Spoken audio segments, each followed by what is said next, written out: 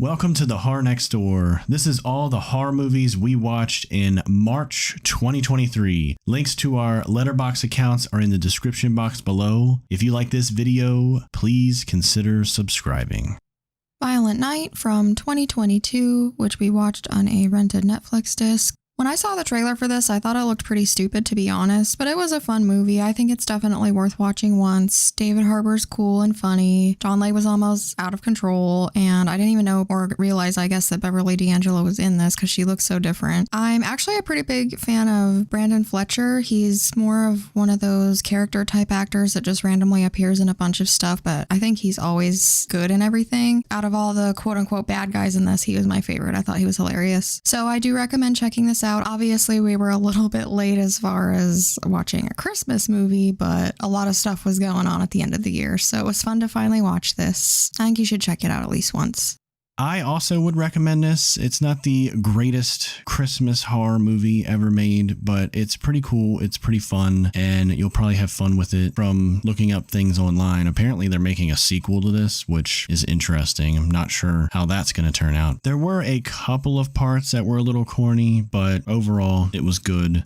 Scream 6 from 2023, which we watched in the theater. So obviously, if you're a Scream fan, I would highly recommend you check this one out. I had a lot of fun with this one. I guess the whole changing the setting thing kind of worked out for them. There were some things about this that were pretty hokey without getting in the spoilers. Just some things kind of make you question, really? How does that work? But anyway, the ending was a little lackluster. I won't go too much into that, but it definitely was a mediocre ending. I do feel like there was one thing in this movie that was missing. Honestly, I think it's David Arquette. I know Courtney Cox is in it and Neve Campbell did not return, but in my honest opinion, maybe it would have been better to kill off Courtney Cox and leave David Arquette as one of the survivors. Just saying, don't come for me. But I would recommend this one. Check it out.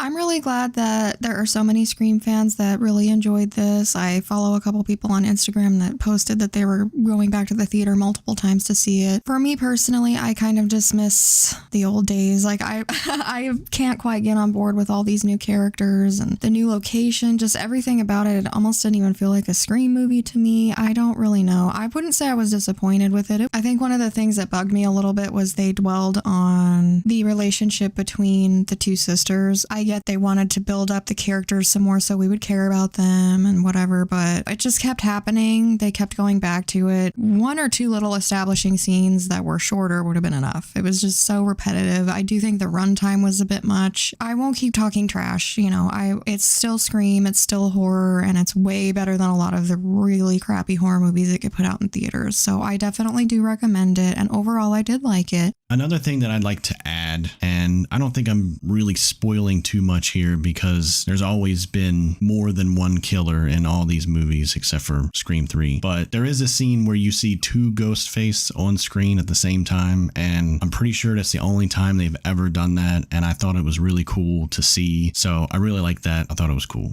Megan from 2022, which we watched on Peacock. I remember seeing this trailer in the theater and just thinking, wow, that looks so stupid. I'm never going to watch that. And then the more that I saw about it made me want to watch it. This movie actually ended up being so much fun. I had a great time watching this. There were some gnarly parts and some hilarious parts. Overall, it was just a good time. So I would definitely recommend watching it. I also thought some of the stuff that they were doing with robotics and programming and everything was really interesting, actually. I know that some of it might have been a little bit far-fetched, but whatever. It was a good time. I don't really understand why they feel the need to make a sequel to this. I kind of think it might put a damper on things and whatnot, just in my opinion, but I do recommend watching it. If you're thinking that it looks really silly and stupid and you're not interested, I think you should give it a chance. So for me, I kind of feel like this movie's on par with how we felt about Violent Night. When we first saw the trailers for both of them, we were kind of about them, but after seeing them, had a pretty good time watching them. One thing that I did like about this was the fact that the computer AI thing or whatever that's controlling this doll just kind of takes over and starts doing its own thing and stuff. It's not some disgruntled employee on an assembly line putting a virus in there or some stupid shit. Nope, it's just like Terminator or something. Like the shit just says I'm gonna be bad. So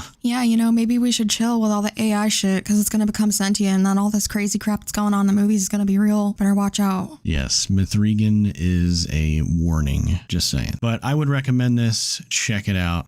Death Spa from 1989, which we watched on Shudder. Another random 80s horror film that has Ken Faree in it. Very, very little. I think we were just very bored one night and was just kind of scrolling around, and I was like, let's watch Death Spa. It looks so ridiculous, and it delivered. It is ridiculous. Even though it's not a good horror film, it was actually pretty fun to watch, and for that, I would recommend it. I admit that I did get a little bit bored with this movie in parts. However, the concept is so over the top and ridiculous, and the execution is hilarious. I mean, just the way this place looks. The title says it's a spa, but it seems like a lot of people go there to work out, but there's just hardly any equipment or anything anywhere. It's just so weird.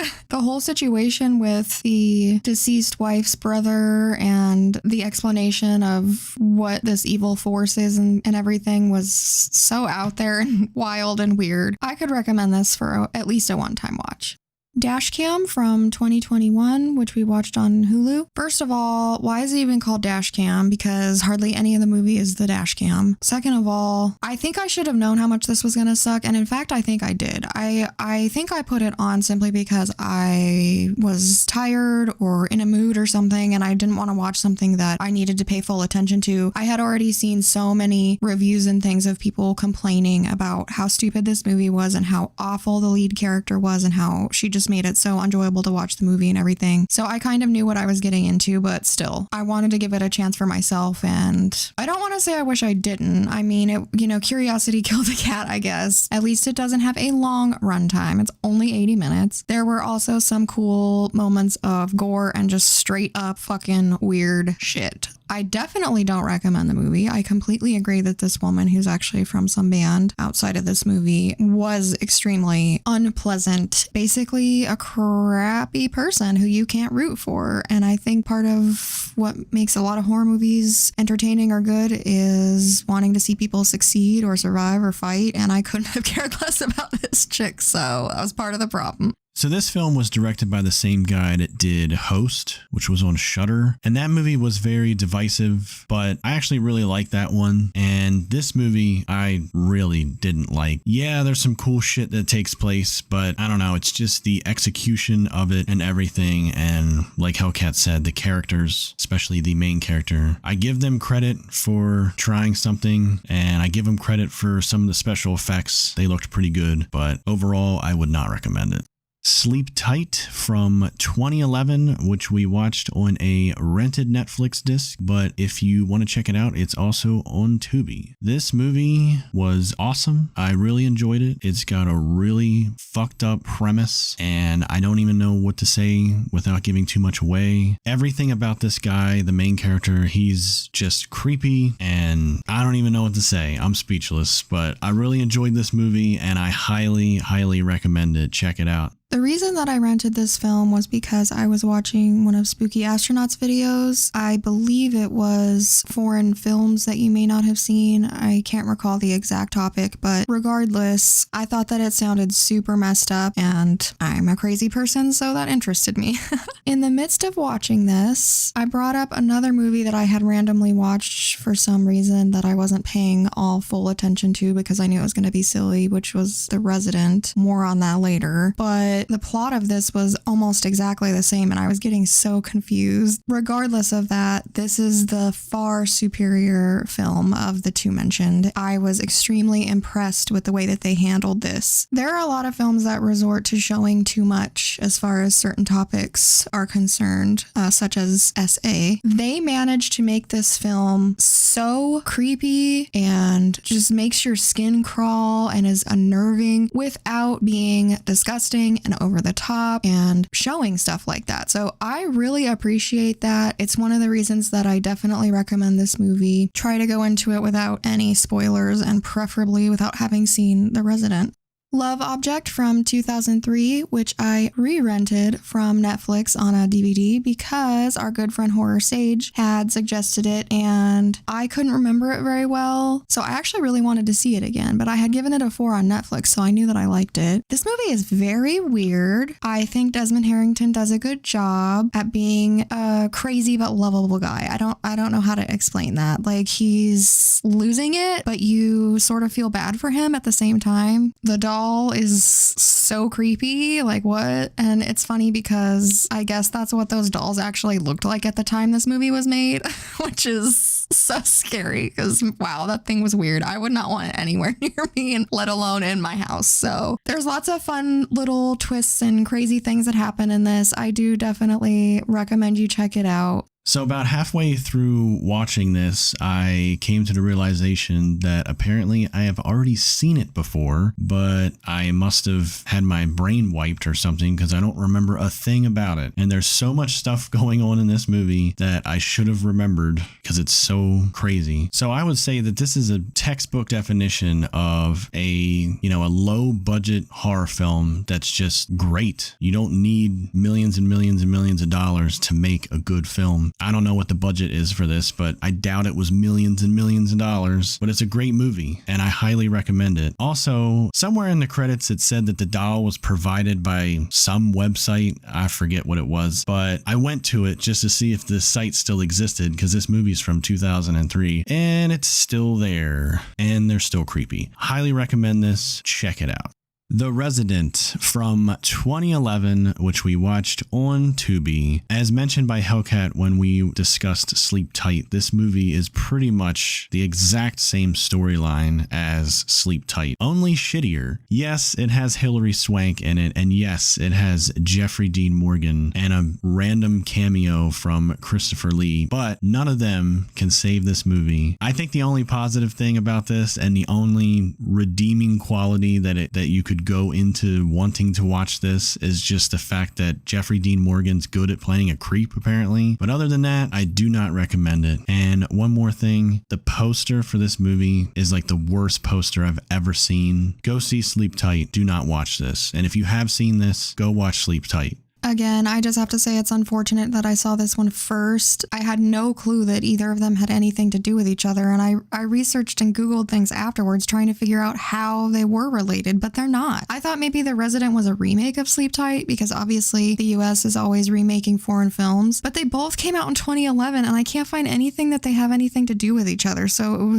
I'm still confused to this day. But regardless, I do believe my sole reason for putting this on was because Hammer Horror hadn't made anything in a long time and Jeffrey Dean Morgan was in it. I thought it was cool that Christopher Lee was in it. Now I've seen it twice and I'm just like, why? I do not recommend this, especially not twice. It's so corny. They over-explain everything. Literally, the only good thing, again, is how friggin' creepy Jeffrey Dean Morgan is. There's this one specific thing that happens that just irked me and made my skin crawl. But they kind of go overboard the way I was saying Sleep Tight refrained from doing. So there's that too. Don't watch it.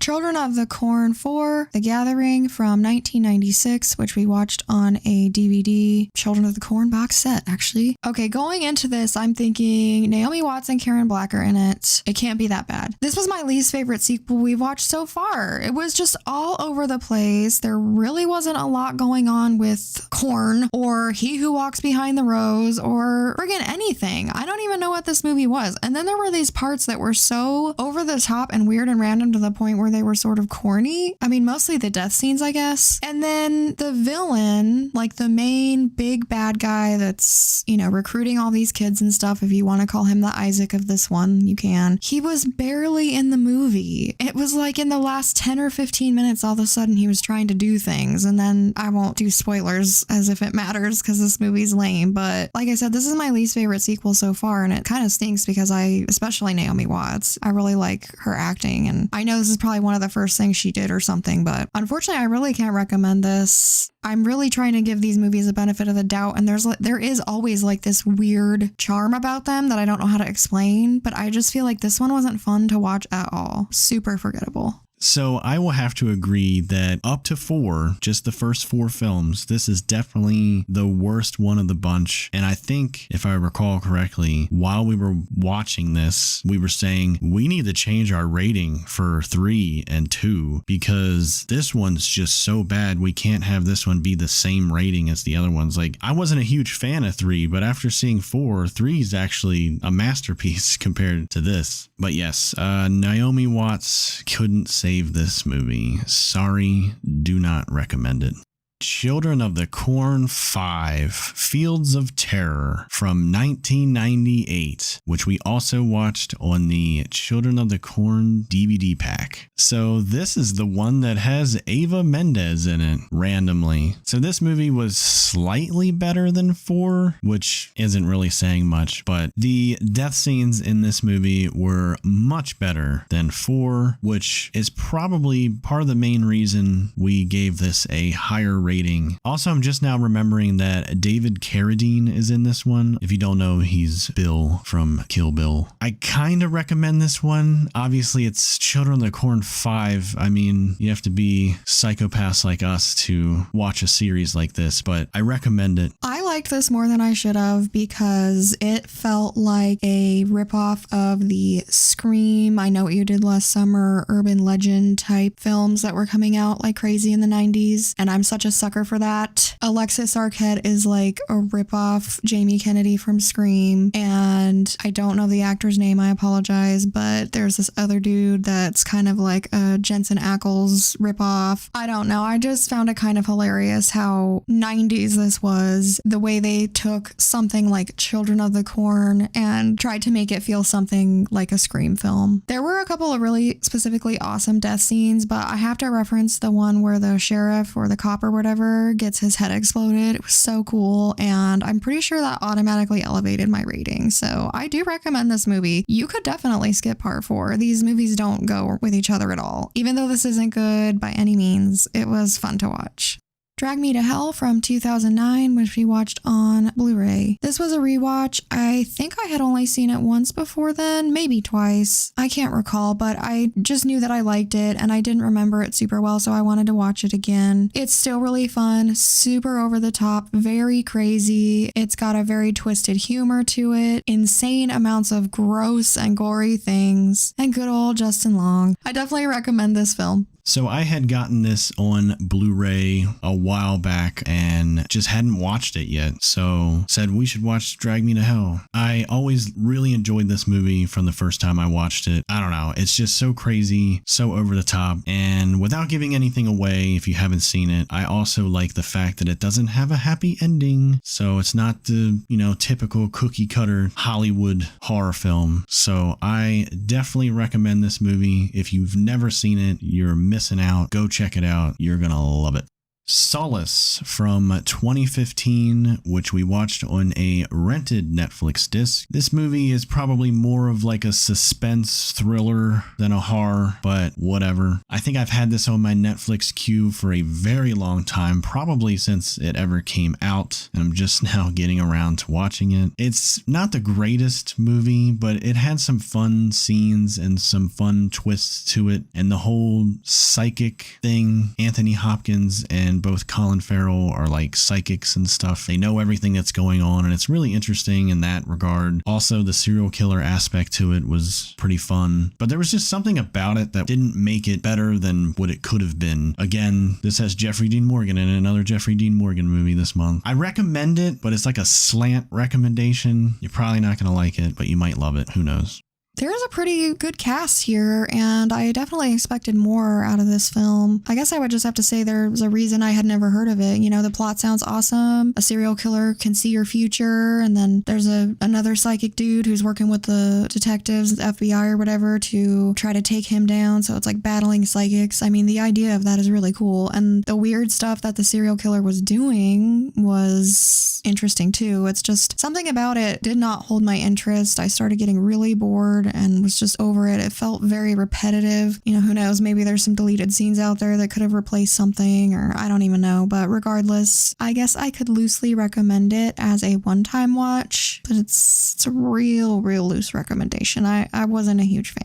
Children of the Corn 666 Isaac's Return from 1999, which we watched on that same DVD pack. Wow. Do not get excited about John Franklin returning because this sucked so bad. I'm really sorry. This was ridiculous. There were so many weird and unnecessary things in this movie. It was very odd. It was just odd. I did like the lead actress. I've never seen her in anything else, but she was a likable person and I thought she did a serviceable job, especially in such a terrible film. And I'm so sorry to insult it because I guess John Franklin helped write it. So I really apologize, but wowee, this was all over the place and not in a very fun or likable way. I unfortunately couldn't recommend it. So first, I'll just say that this is the Children of the Corn that has Nancy Allen and Stacy Keach in it randomly. I think it's crazy how even though some of these movies aren't really that great, it has these random actors in it you've all heard of. So that's interesting. One of the things about the Children of the Corn series that I'm not liking, because I'm watching this series for the first time, is that none of them really connect with one another. There's no overarching story of any kind. There's no threads that continue into the next movie. It's really just corn and crazy kids, and sometimes that's pretty much it. There's religious stuff, sometimes there's not. So honestly, Isaac's Return was one of the ones I was most looking forward to seeing because I was like, okay, they're gonna have some kind of connection here, some kind of continuing plot line because he was in the first one. But then the way that they explain him coming back is he's been alive this whole time in a coma. What? So you mean to tell me when all the other movies were taking place, Isaac was there the whole time in a coma? Like, or are you trying to say that none of the other ones took place and now there's this one? This is just a direct sequel. I don't know. These plot lines are all over the place. They don't make any sense. And my excitement for Isaac's Return